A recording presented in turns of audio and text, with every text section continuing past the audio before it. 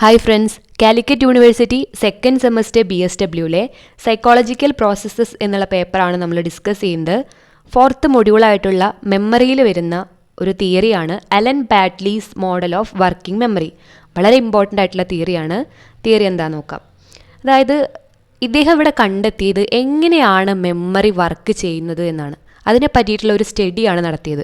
നമുക്കറിയാം memory 3 type ഉണ്ട്. ഏതൊക്കെയാണ്? സെൻസറി മെമ്മറി ഉണ്ട്, ഷോർട്ട് ടേം മെമ്മറി ഉണ്ട്, ലോങ് ടേം മെമ്മറി ഉണ്ട്. സെൻസറി മെമ്മറി പറയുമ്പോൾ നമുക്കറിയാം പെട്ടെന്ന് മിന്നി മറഞ്ഞു പോകുന്ന മെമ്മറിയാണ്. ഷോർട്ട് ടേം എന്ന് പറയുമ്പോൾ എന്താണ്? കുറച്ചും കൂടെ കൂടുതൽ നിൽക്കുന്നത്. ലോങ് ടേം എന്ന് പറയുമ്പോൾ എന്താ? ദീർഘകാലമായിട്ട്, അതായത് ലോങ് ടൈമിൽ നമ്മുടെ മനസ്സിലുണ്ടാവുന്ന കാര്യങ്ങളാണ് ലോങ് ടേം മെമ്മറി, നമ്മുടെ ഓർമ്മയിലുള്ള കാര്യങ്ങൾ. അപ്പോൾ ഈ ഷോർട്ട് ടേമിൽ നിന്ന് ലോങ് ടേമിലേക്ക് എങ്ങനെയാണ് കാര്യങ്ങൾ സ്റ്റോർ ചെയ്തിട്ട് അവിടെ നിൽക്കുന്നത് എന്നതിനെ പറ്റിയിട്ടാണ് അലൻ ബാഡ്ലി ഒരു സ്റ്റഡി നടത്തിയത്. അപ്പോൾ ഈ അലൻ ബാഡ്ലി എന്ന് പറയുന്നത് ആരാണ്? ബ്രിട്ടീഷ് സൈക്കോളജിസ്റ്റാണ്. അപ്പോൾ ബ്രിട്ടീഷ് സൈക്കോളജിസ്റ്റ് ആയിട്ടുള്ള അലൻ ബാഡ്ലി ഒരു റിസർച്ച് അല്ലെങ്കിൽ ഒരു സ്റ്റഡി അല്ലെങ്കിൽ ഒരു എക്സ്പെരിമെൻ്റ് നടത്തി. എങ്ങനെയാണ് ഈ ഷോർട്ട് ടേം മെമ്മറിയിൽ നിന്ന് ലോങ് ടേം മെമ്മറിയിലേക്ക് പോകുന്നത്, അല്ലെങ്കിൽ എങ്ങനെയാണ് ഈ മെമ്മറി വർക്ക് ചെയ്യുന്നത് എന്നതിനെ പറ്റിയിട്ടുള്ള ഒരു സ്റ്റഡിയാണ് അദ്ദേഹം നടത്തിയത്. അങ്ങനെ അലൻ ബാഡ്ലി കുറേ സ്റ്റഡി നടത്തിയപ്പോൾ അദ്ദേഹം ഒരു 4 കോമ്പണൻസിനെ കണ്ടെത്തുകയാണ്. അപ്പോൾ നമ്മുടെ ബ്രെയിനിലുള്ള ഈ ഒരു ആക്ടിവിറ്റീസൊക്കെ മൂലമാണ് നമ്മുടെ മെമ്മറി വർക്ക് ചെയ്യുന്നത്, അല്ലെങ്കിൽ ഏതെങ്കിലും ഒരു കാര്യത്തെ പറ്റിയിട്ട് നമുക്ക് നല്ല ഓർമ്മ കിട്ടുന്നത്. ഇപ്പോൾ ഒരു 10-15 കൊല്ലം മുന്നേ നടന്ന കാര്യങ്ങൾ, ചില കാര്യങ്ങൾ നമ്മൾ മറന്നു പോയിട്ടുണ്ടായിരിക്കും, പക്ഷേ ചില കാര്യങ്ങൾ നമുക്ക് നല്ല ഓർമ്മയുണ്ടായിരിക്കും. അപ്പോൾ ആ ഒരു ഓർമ്മയുള്ള കാര്യങ്ങൾ എന്താണ്? നമ്മുടെ ലോങ് ടേം മെമ്മറിയിൽ സ്റ്റോർ ചെയ്ത് വെച്ചിരിക്കുകയാണ്. നമുക്കൊരിക്കലും മറക്കാൻ പറ്റാത്ത കാര്യങ്ങളാണ്. പക്ഷേ ചില കാര്യങ്ങൾ നമ്മൾ മറന്നു പോയിട്ടുണ്ടായിരിക്കും. അപ്പോൾ ഇതെങ്ങനെയാണ് വർക്ക് ചെയ്യുന്നത് എന്ന് അദ്ദേഹം കണ്ടെത്തിയപ്പോൾ 4 കോമ്പോണൻസ് അദ്ദേഹം ഈ തിയറിയിൽ പറയുന്നുണ്ട്. Phonological loop, central executive, visuospatial sketch pad, episodic buffer. ഇനി ഓരോന്നും എങ്ങനെയാണ് നമ്മുടെ മെമ്മറീനെ, അല്ലെങ്കിൽ നമ്മൾ ഓരോ കാര്യങ്ങൾ ഓർത്ത് വെക്കാൻ വേണ്ടിയിട്ട് നമ്മളെ സ്വാധീനിക്കുന്നത് എന്ന് നോക്കാം. അലൻ ബാഡ്ലി അങ്ങനെ റിസർച്ചൊക്കെ നടത്തി ഫസ്റ്റ് കണ്ടുപിടിച്ച ഒരു കോമ്പോണൻ്റാണ് ഫോണോളജിക്കൽ ലൂപ്പ് എന്ന് പറയുന്നത്. The first component of Badley's working memory is phonological loop. അപ്പോൾ ഫോണോളജി അല്ലെങ്കിൽ ഫോണറ്റിക്സ് എന്ന് പറഞ്ഞാൽ എന്താ? നമ്മൾ ഇംഗ്ലീഷിലൊക്കെ കേട്ടിട്ടുണ്ടായിരിക്കും.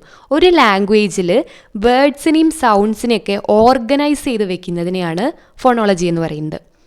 അതായത് ഒരു ഭാഷയിൽ നമ്മുടെ വേർഡ്സിനെയും സൗണ്ട്സിനെയൊക്കെ കൃത്യമായിട്ട് ഓർഗനൈസ് ചെയ്ത് വെക്കുന്നതിനെയാണ് ഫോണോളജി അല്ലെങ്കിൽ ഫോണറ്റിക്സ് എന്ന് പറയുന്നത്. ഇപ്പോൾ ഈ ഫോണോളജിക്കൽ ലൂപ്പിന് ഒരു എക്സാമ്പിൾ പറഞ്ഞാൽ പെട്ടെന്ന് നമുക്ക് മനസ്സിലാക്കാൻ പറ്റും. അതായത് നമുക്കറിയാം ഒരു അക്ഷരം CAT, ഇത് 3 വേറെ വേറെ അക്ഷരമല്ലേ. അപ്പോൾ അങ്ങനെ CAT എന്ന് നമ്മൾ ഒരുമിച്ച് അത് പറഞ്ഞ് പഠിച്ചിട്ടാണ് അത് ക്യാറ്റ് എന്നാവുന്നത്. അപ്പോൾ നമ്മളത് ഡീകോഡ് ചെയ്തെടുക്കും. CAT എന്ന് പറയുമ്പോൾ എന്താ? CAT എന്ന് പറഞ്ഞാൽ ക്യാറ്റ്. അങ്ങനെ ആ വേർഡുകളെയൊക്കെ നമ്മൾ കണക്ട് ചെയ്തിട്ട് നമ്മൾ ഡീകോഡ് ചെയ്തെടുക്കുന്നില്ലേ. അപ്പോൾ അതിനെയാണ് ഫോണോളജിക്കൽ ലൂപ്പ് എന്ന് പറയുന്നത്. അപ്പോൾ നമ്മുടെ മെമ്മറിയിലൊരു ഫസ്റ്റ് കോമ്പോണൻ്റാണ്, അലൻ ബാഡ്ലിയുടെ മെമ്മറിയിലെ ഫസ്റ്റ് കോമ്പോണൻ്റാണ് ഫോണോളജിക്കൽ ലൂപ്പ്. അപ്പോൾ ഫോണോളജിക്കൽ ലൂപ്പ് എന്താണെന്ന് മനസ്സിലായില്ലേ? ഇനി ഈ ഫോണോളജിക്കൽ ലൂപ്പിന് 2 പാർട്സ് ഉണ്ടെന്നാണ് പറയുന്നത്. ഫോണോളജിക്കൽ സ്റ്റോറും ആർട്ടിക്കുലേറ്ററി കൺട്രോളും. അപ്പോൾ ഫോണോളജിക്കൽ ലൂപ്പിന് 2 പാർട്സ് ഉണ്ട്, ഫോണോളജിക്കൽ സ്റ്റോറും ആർട്ടിക്കുലേറ്ററി കൺട്രോളും. അപ്പോൾ ഫോണോളജിക്കൽ സ്റ്റോർ അത് എവിടെ വെച്ചിട്ടാണ് നടക്കുന്നത്? It take place in inner year, അതായത് നമ്മുടെ ചെവിയുടെ ഉള്ളിൽ വെച്ചിട്ടാണ് ഫോണോളജിക്കൽ സ്റ്റോറിലെ കാര്യങ്ങളൊക്കെ നടക്കുന്നത്. അടുത്തത് ഏതാണ്? Articulatory control. It take place in inner voice, അതായത് നമ്മുടെ ഇന്നർ വോയിസിൽ വെച്ചിട്ടാണ് ആ കാര്യങ്ങൾ നടക്കുന്നത്. അപ്പോൾ ഇത്രയും പറഞ്ഞാൽ മതി. These parts are working independently from each other but share informations.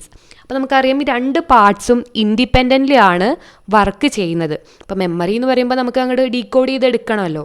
അപ്പോൾ അത് രണ്ടും തമ്മിലുള്ള ഇൻഫർമേഷൻസ് അങ്ങോട്ടും ഇങ്ങോട്ടും ഷെയർ ചെയ്യുന്നുണ്ടെങ്കിലും 2 പാർട്സും ഇൻഡിപെൻഡൻ്റ്ലി ആയിട്ടാണ് വർക്ക് ചെയ്യുന്നത്. അപ്പോൾ നമ്മൾ പറഞ്ഞു ഫോണോളജിക്കൽ ലൂപ്പ് എന്താണെന്നുള്ളത്. ഫോണോളജിക്കൽ ലൂപ്പിന് 2 പാർട്സ് ഉണ്ട്, ഫോണോളജിക്കൽ സ്റ്റോറും ആർട്ടിക്കുലേറ്ററി കൺട്രോളും. ഇപ്പോൾ ഫോണോളജിക്കൽ സ്റ്റോർ എന്ന് പറയുന്നത് എവിടെ വെച്ചാണ് നടക്കുന്നത്? It take place in inner year. Articulatory control it take place in inner voice. അപ്പോൾ രണ്ടും എന്താണ്? ഇൻഡിപെൻഡൻ്റ്ലി ആയിട്ടാണ് അത് രണ്ടും പ്രവർത്തിക്കുന്നത്, പക്ഷേ ഇൻഫർമേഷൻസ് അങ്ങോട്ടും ഇങ്ങോട്ടും പാസ് ചെയ്യുന്നുണ്ട് എന്നുള്ളത് മാത്രം. സെക്കൻഡ് കോമ്പോണൻ്റാണ് സെൻട്രൽ എക്സിക്യൂട്ടീവ്. ആ പേര് കേൾക്കുമ്പോൾ തന്നെ നമുക്കറിയാം ഇയാളാണ് ഇവിടുത്തെ മെയിൻ ആൾ. ഇയാളാണ് എല്ലാവരെയും എക്സിക്യൂട്ട് ചെയ്യുന്നത് അല്ലെങ്കിൽ കോർഡിനേറ്റ് ചെയ്യുന്ന ഒരാൾ. The most important part of Baddeley's working memory is central executive.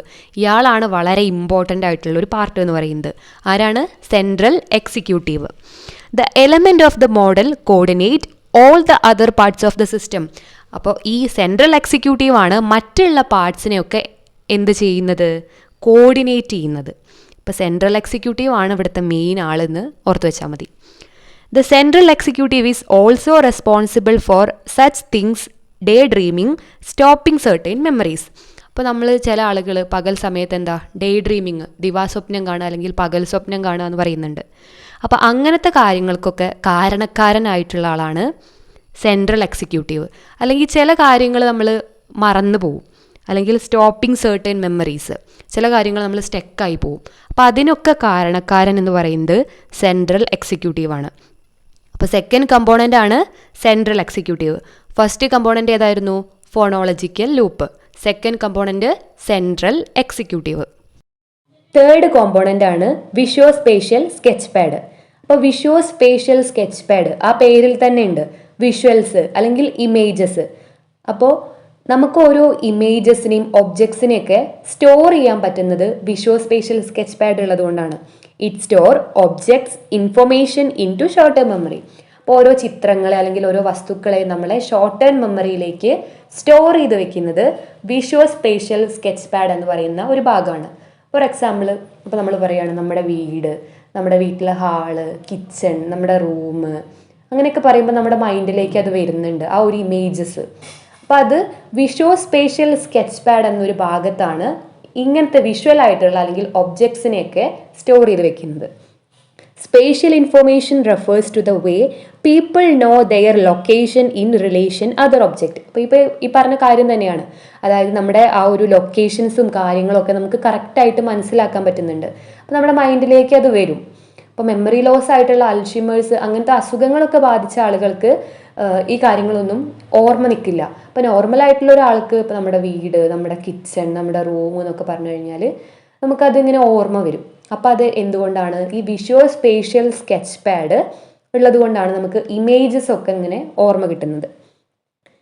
The visuospatial sketch pad allow people to recall lay out a room or the way painting looks. ഇപ്പോൾ ഒരു പെയിൻറ്റിങ്സിനൊക്കെ പറഞ്ഞു, അപ്പോൾ മോണോലിസ എന്നുള്ള ഒരു പിക്ചർ പറഞ്ഞു കഴിഞ്ഞാൽ ആ പിക്ചർ കണ്ടിട്ടുള്ള എല്ലാവരുടെ മനസ്സിലും വരുന്നത് സെയിം പിക്ചർ തന്നെയാണ് അല്ലേ? അപ്പോൾ അങ്ങനെ ഓരോ പിക്ചേഴ്സൊക്കെ നമുക്ക് ഓർമ്മ നിൽക്കുന്നത് വിഷ്വോസ്പേഷ്യൽ സ്കെച്ച് പാഡ് എന്നുള്ള ഒരു ഭാഗം കൊണ്ടാണ്.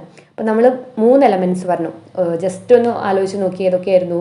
Phonological loop, central executive, visuospatial sketch pad.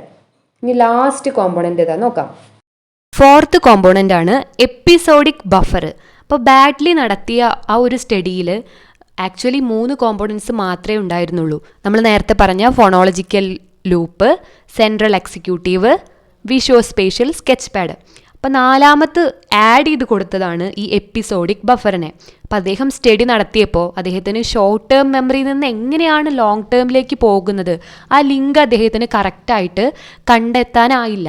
അപ്പോൾ അതിലേക്ക് ആഡ് ചെയ്ത് കൊടുത്തതാണ് എപ്പിസോഡിക് ബഫർ. ഈ എപ്പിസോഡിക് ബഫർ ഉള്ളത് കൊണ്ടാണ് ഷോർട്ട് ടേമിൽ നിന്ന് ലോങ് ടേമിലേക്ക് മെമ്മറി പോകുന്നത്. അതായത് ഒരു ഷോർട്ട് പീരീഡ് നമുക്ക് ഓർമ്മയുള്ള കാര്യം ലോങ് ടൈമായിട്ട്, അതായത് കുറേ കാലത്തിന് നമ്മുടെ മൈൻഡിലിരിക്കുന്ന രീതിയിലേക്ക് പോകാൻ കാരണം എപ്പിസോഡിക് ബഫറാണ്. അപ്പോൾ എപ്പിസോഡിക് ബഫർ എന്ന് പറഞ്ഞു കഴിഞ്ഞാൽ ഒരു കമ്പ്യൂട്ടറിൽ ഒരു ബാക്കപ്പ് സ്റ്റോറേജ് ഇല്ലേ, അതുപോലെയാണ് ഈ ഒരു എപ്പിസോഡിക് ബഫർ വർക്ക് ചെയ്യുന്നത്. അപ്പോൾ എപ്പിസോഡിക് ബഫർ എന്ന് പറയുന്നത് 4ാമത് ഈ ഒരു സ്റ്റഡിയിലേക്ക് ആഡ് ചെയ്ത് കൊടുത്തിട്ടുള്ളതാണ്. ബാഡ്ലിക്ക് അത് കണ്ടെത്താൻ കറക്റ്റ് കഴിഞ്ഞില്ല. അപ്പോൾ ബാഡ്ലിയുടെ കൺസെപ്റ്റ് ഓഫ് വർക്കിംഗ് മെമ്മറിയിൽ ഏതൊക്കെയാണ് വരുന്നത്?